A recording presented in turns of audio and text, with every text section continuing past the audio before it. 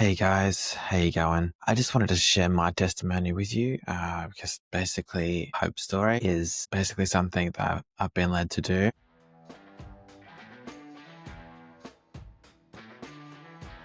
I thought I'd start you off with why did I want to start Hope Collective? Basically, it's because I wanted to share the gospel with more people outside of a church context because I just felt like there's power in testimony, and a lot of churches that I've been to don't always share that, right? So I share my testimony. So basically, when I finished high school, which was a Christian high school, I was really lost, and I've been told about all this Christian stuff for most of my life, and that's okay and all that, but I thought it was time to find out if this was for me, right? Um, finishing high school, I was struggling with British depression, not really knowing who I was, where I was. I was partying, going to bush stuffs, that sort of thing.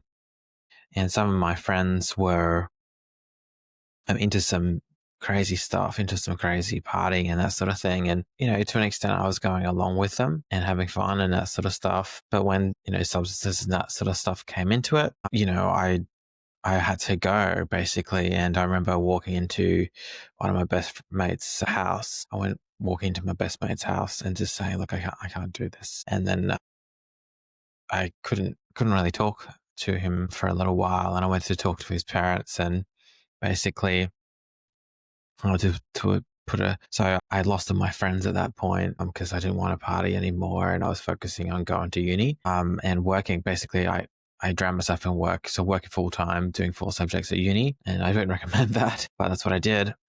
And so no social life basically, but I did get a girlfriend, which was really good. Yeah, so I basically lost all my friends, and it was around that.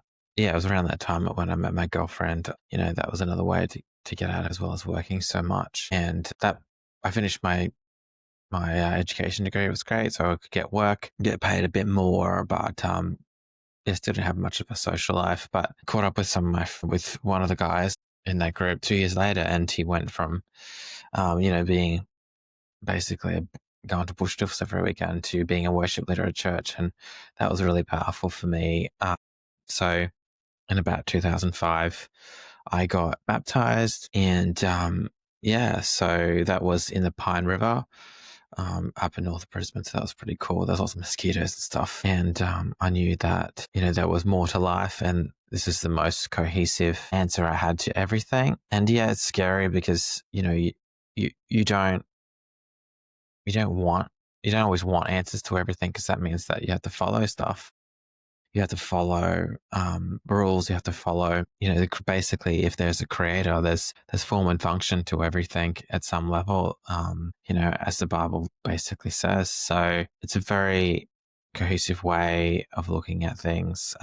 Jesus basically calls us to follow in his ways. And what I found was the difference in between basically that Christianity and other religions was other religions like you got to work for your faith, but in Christianity it doesn't say that. We don't really need to work for our faith. We want to work if we feel like we should, and I think there's an authenticity to that. Like if you just have to work and you might have God's favor, you might go to heaven, that sort of thing when you die. Um, there's no real guarantee, but yeah, basically, Jesus says that he Jesus says that we'll be saved by grace, so nobody can boast.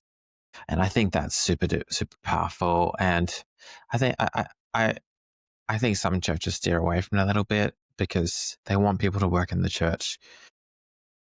And people should want to work in the church, if they feel driven to do that. I mean, if it's an authentic expression of their faith, and I think that's very important. And I've played bass at a few churches, and sometimes it feels authentic, sometimes it doesn't, and sometimes it's hard. Yeah, so Now, I'm working as a teacher again after having a digital marketing agency for 4 years. And then getting it hacked, that was super hard. And so my faith helped me get through that. I believe that it did. And there's been times when I just felt like God has given me a lot of peace, even though I was dead broke and losing other people's money. I got it all back, and I had to go back to teaching. So, but I learned a lot, and part of those skills I would like to use for collecting people's testimonies and sharing it around. And that to me is like, to share people's testimonies is important. I don't make any money out of this, and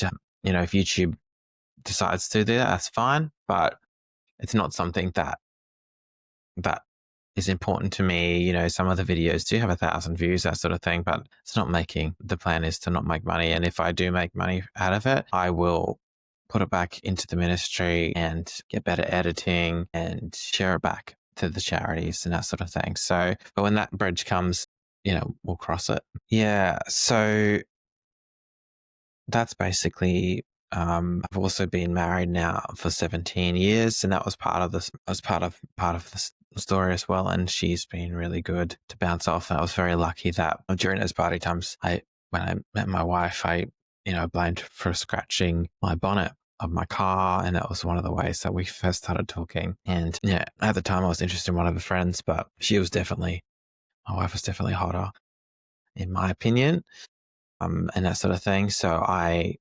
um, I went, eventually, things didn't work out with a friend and that sort of thing. And we ended up talking more. And it turns out that she has faith in God, that sort of thing as well. So very, very, very lucky. And, now we have 2 kids, living in Brisbane, and basically enjoying life, going to Hope Centre Church in Bowen Hill. So nice church, lots of people. But yeah, we find we have to go before church there, because it's a very busy church. But I've met people in the coffee line there that that want to share their testimony. So that's been super awesome as well. Shout out to Patrick. Yeah, I also enjoy mountain biking and that sort of thing. So it'd be great to find ways to meet, just to do some light mountain biking with a few guys. If you're in Brisbane, shout out in the comments if you'd like to do that. And yeah, really, I'm really driven to be a better father and share, um, you know, basically share testimonies out there, as much as I can, because I think that's super powerful. I think God is an active God, and I think that we have some access to Him, and I think that that's an important part of creation. If you are of faith, when Adam and Eve did what they did with the apple, with the forbidden fruit, Jesus is coming back. Came back to help us with the gift of salvation. So it's a gift. It's not earned. It's a gift. And I think that's fantastic. I think it's not really, that's what makes it not really a religion as such. It's more a faith, and it's a personal journey. If you are looking to be a Christian, just ask God, say like, oh man, if you're real, like I'm struggling with this, I'm struggling with that. If you're real, help me with this, reveal yourself to me. I'm ready for this. I know that there's a God out there, but who are you? Ask God, and ask God if He did send His Son, and see what happens. Yeah, and I think more recently, hearing that over 100 people in the early days of the church, it's over 100 people. It might have been 300 people died as martyrs just because they couldn't renounce what they've seen with Jesus doing His miracles and sharing what at the time was, hard to say, which was, the Jews were looking for a Messiah, but they wanted a Messiah for the Jewish people, not for everyone, not for Jews and Gentiles, which is everyone else, right? And I think that even today, that's controversial because basically it's saying God loves everyone and everyone should have a way to heaven. And this is the way. Jesus says that he's the way, the truth, and the life. So, and no one comes to the Father but through him. So basically it's like, well, Jesus was God in the form of man, right? And basically he showed us how we can live and the right way to live, that sort of thing. So that's a lot to swallow. But I think helping people that need help rather than always trying to accrue wealth, although you need wealth to help people, but helping people first, finding a purpose, and then using that to help more people. That's really what Jesus was talking about. And more recently, finding out that Jesus had a treasurer, Judas, and that was interesting. So he wasn't broke himself. He had a treasure. People were giving to him because he was helping people. He was helping important people. He was helping centurions. He was helping sick people. He was helping poor people, helping rich people.